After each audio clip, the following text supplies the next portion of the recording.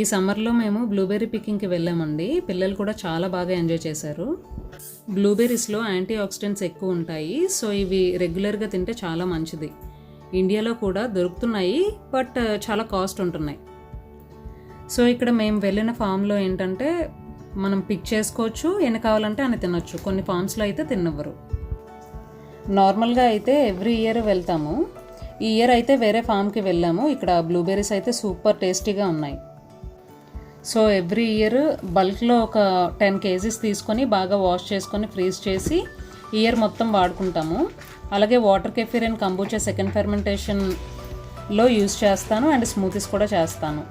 మీరు ఇంకా probiotics videos చూడకపోతే వెళ్ళి చూసేయండి. ఫుడ్ తిన్నాక స్వీట్ క్రేవింగ్స్ ఉంటే ఫ్రోజన్వి ఒక బౌల్లో వేసుకొని హ్యాపీగా తినేయచ్చు.